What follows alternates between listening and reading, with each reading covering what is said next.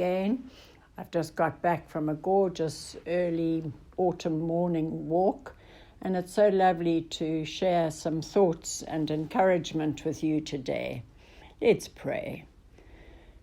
Dearest Heavenly Father, thank you for this time that we can spend with you. Forgive us for times when we've let you down. Thank you for your unconditional love, your mercy, and your grace. Please speak to us today, Lord, and restore and refresh our souls. We ask this in Jesus' name. Amen. Last week I chose passages from Isaiah, and today I'd like to read you from Isaiah chapter 58, verses 6 to 12. Is not this the kind of fasting I have chosen, to loose the chains of injustice and untie the cords of the yoke, to set the oppressed free and break every yoke? Is it not to share your food with the hungry and to provide the poor wanderer with shelter? When you see the naked, to clothe him, and not to turn away from your own flesh and blood? Then your light will break forth like the dawn, and your healing will quickly appear. Then your righteousness will go before you, and the glory of the Lord will be your rear guard. Then you will call, and the Lord will answer. You will cry for help, and he will say, Here am I. If you do away with the yoke of oppression, with the pointing finger and malicious talk, and if you spend yourselves on behalf of the hungry and satisfy the needs of the oppressed, then your light will rise in the darkness, and your night will become like the noonday. The Lord will guide you always. He will satisfy your needs in a sun-scorched land, and will strengthen your frame. You will be like a well-watered garden, like a spring whose waters never fail. Your people will rebuild the ancient ruins and will raise up the age-old foundations. You will be called repairer of broken walls, restorer of streets with dwellings. Isn't that just such a beautiful reading? And I love the part that says, you will be like a well-watered garden, like a spring whose waters never fail. As I record this message, discussions are ongoing about how and when to open places of worship. Thanks to the internet, many churches have never closed, and, like our church, St. Thomas, they have provided online services, thanks to a lot of hard work from our leaders.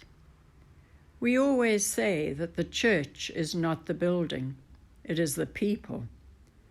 As much as I long to see my church family again, I feel very hesitant about going back to corporate worship. As religious leaders meet this week, they will need guidance, and it is God's guidance that I want to talk about today. When God led his people out of Egypt, they were guided by a pillar of cloud during the day and a pillar of fire at night. As we navigate our way out of lockdown, we need God's help more than ever. Spiritual guidance is very personal, and it comes out of our relationship with God. He communes with us, and we learn to hear his voice. He often speaks to us when we pray. He speaks to us through his word, the Bible, and through his Son, Jesus Christ. John 16, verse 13 says, When he, the Spirit of truth, comes, He will guide you into all truth. We so need to be open to the guidance of the Holy Spirit in order to be in tune with God. Joyce Rupp is an author very much in tune with God, and her writing resonates with me.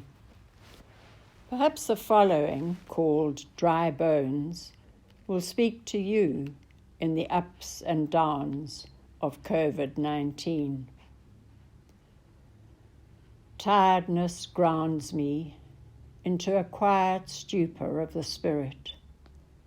I yearn to be inspired, to be lifted up, set free, beyond the place of deadness. The struggle goes on, however, and you and I, God, we exist together with seemingly little communion. Yet, in the deepest part of me, I believe in you, perhaps more strongly than ever. I am learning you as a God of silence, of darkness, deep and strong. I do not wrestle anymore, only wait for you to bring my dry bones into dancing once again. When Joyce Rupp referred to waiting for God to bring her dry bones into dancing once again, it reminded me of something that I often read, called Dance with God, and I'd like to read it for you now. When I meditated on the word guidance, I kept seeing dance at the end of the word. I remember reading that doing God's will is a lot like dancing. When two people try to lead, nothing feels right. The movement doesn't flow with the music, and everything is quite uncomfortable and jerky. When one person realizes that and lets the other lead, both bodies begin to flow with the music. One gives gentle cues, perhaps with a nudge to the back, or by pressing lightly in one direction or another. It's as if two become one body, moving beautifully. The dance takes surrender, willingness, and attentiveness from one person, and gentle guidance and skill from the others. My eyes drew back to the word guidance. When I saw G, I thought of God, followed by you and I. God, you and I dance. God, you and I dance. As I lowered my head, I became willing to trust that I would get guidance about my life. Once again, I became willing to let God lead. Let's go forward today with verse 11 from our reading from Isaiah. The Lord will guide you always. He will satisfy your needs in a sun-scorched land and will strengthen your frame. You will be like a well-watered garden, like a spring whose waters never fail. We will get back to church again, God's way. We will get on with our lives again, God's way. Let's be open to God in our dance with Him, and let Him lead us as we move forward together. Let's pray. Lord, we always need your guidance, but never more so than now. Guide our leaders. Guide all those making decisions about education and worship. May we know that you hold us with your righteous right hand, and may we dance in perfect harmony with you.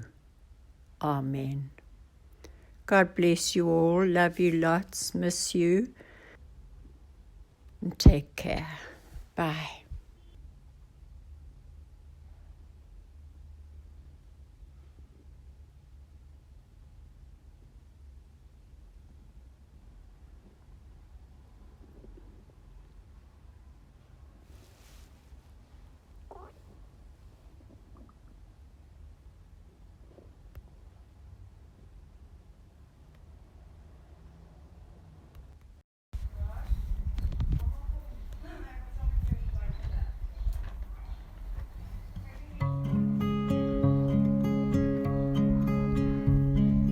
Guide me, oh, thou great Redeemer, pilgrim through this barren land. I am weak, but thou art mighty. Hold me with thy powerful hand. Bread of heaven, feed me now and evermore. Feed me now and evermore. Open now the crystal